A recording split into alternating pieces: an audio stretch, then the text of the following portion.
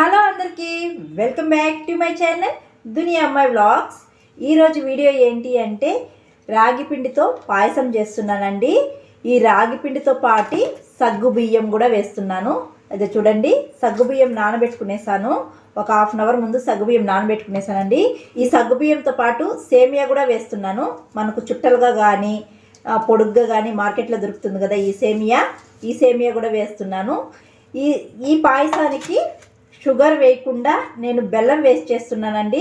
ఇదే చూడండి, బెల్లం వేస్ట్ చేస్తున్నాను. ఇది చెరుకు రసంతో చేసిన బెల్లం అండి. ఈ బెల్లం వేసి నేను పాయసం చేస్తున్నాను. ఇవన్నీ వేసి నేను ఎలా పాయసం చేస్తాననేది వీడియో చూసేయండి. వీడియో చూసే ముందు వీడియోకి ఒక లైక్ చేసి కొత్తగా ఎవరైనా చూస్తుంటే సబ్స్క్రైబ్ చేయండి. ఈ రాగి పిండి ఇవన్నీ వేసి నేను ఎలా పాయసం చేస్తాననేది వీడియో చూసేయండి. ముందుగా రాగిపిండి పాయసం చేయడానికి పాలు కాంచి పెట్టుకునేస్తున్నానండి. నేను 1 లీటర్ పాలు తీసుకున్నాను. ఇప్పుడు ఈ లీటర్ పాలని కాంచుకునేస్తున్నాను. ఒక పక్క పాలు కాగుతున్నాయండి, ఇంకో పక్క ఈ బెల్లాన్ని కరిగించుకునేద్దాము. ఒక బాండీలో వేసి కొద్దిగా నీళ్లు వేసి బెల్లాన్ని కరిగించుకునేయాలి. ఎందుకంటే దీంట్లో ఈ బెల్లంలో డస్ట్ అదంతా ఉంటుంది కదా, ఈ బెల్లం బాగా కరిగించేసి వడగట్టుకొని వేసుకుందాము. పాలైతే కాంచుకునేసామండి.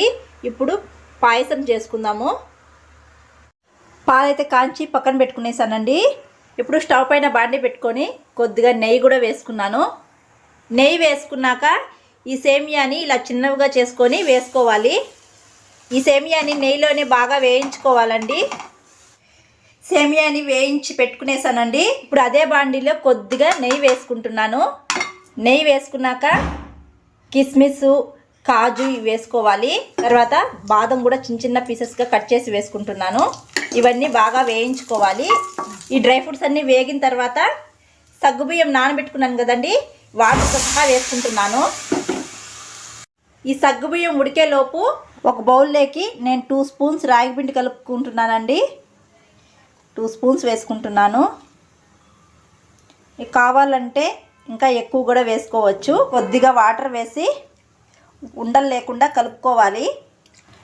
రాగిపిండిని ఉండలు లేకుండా కలుపుకునేసానండి. ఇప్పుడు బెల్లం కూడా బాగా కరిగిపోయింది. ఈ బెల్లం పాకాన్ని బాగా వడగట్టుకునేద్దాము.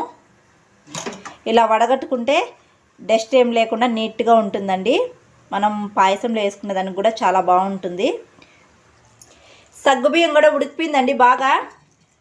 ఇప్పుడు మనం కాంచి పెట్టుకున్న పాలను కూడా వేసుకునేద్దాము. పాలు వేసుకొని బాగా కలుపుకోవాలండి. మనం ఆల్రెడీ పాలు కాంచుకున్నాం కాబట్టి మళ్ళా కాంచుకోని అవసరం లేదు. పాలు వేసుకున్నాక మనం నెయ్యిలో వేయించుకున్న సేమియా ఉంది కదా, ఆ సేమియా కూడా వేసుకునేస్తున్నాను. ఈ సేమియా ఎక్కువసేపు ఏమో ఉడకని అవసరం లేదండి, తొందరగానే ఉడికిపోతాయి. ఇప్పుడు మనం రాగిపిండి కలిపి పెట్టుకున్నాం కదా, రాగిపిండిని కూడా వేసుకునేసాను. ఇప్పుడు బెల్లం పాకం కూడా వేసుకునేస్తున్నానండి. మీకు ఇంకా పలుచగా కావాలి అంటే కాచిన పాలు వేసుకోవచ్చు. బెల్లం పాకం వేసి బాగా కలుపుకునేస్తున్నాను.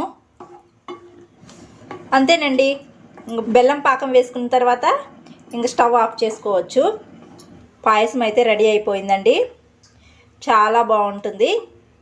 కొద్దిగా చల్లగా కావాలి అంటే కొంతసేపు ఫ్రిడ్జ్లో పెట్టుకొని తినచ్చు. వేడిగా తినాలంటే అలాగే తినేయచ్చు. చాలా బాగుంటుంది. మీరు కూడా తప్పకుండా ట్రై చేయండి. చూసారు కదా, రాగిపిండి, సగ్గుబియ్యం, సేమియా, బెల్లం వేసి చేశాను పాయసము. చాలా బాగుంది. మీకు కొంచెం పలుచగా కావాలి అంటే కాంచిన పాలు వేసుకోండి, చాలా బాగుంటుంది. నాకు ఇలాగే కావాలని చేసుకున్నాను. ఇంకా టేస్ట్ మాత్రం చాలా బాగుందండి. బెల్లం వేస్ట్ చేశాం కదా, టేస్ట్ చాలా బాగుంది. మీరు కూడా తప్పకుండా ట్రై చేసేయండి. మీకు షుగర్ కావాలంటే కూడా వేసుకోవచ్చు. నేను బెల్లం వేసి చేశాను. వీడియో నచ్చితే ఒక లైక్ చేసేయండి. కొత్తగా ఎవరైనా చూస్తుంటే సబ్స్క్రైబ్ చేయండి.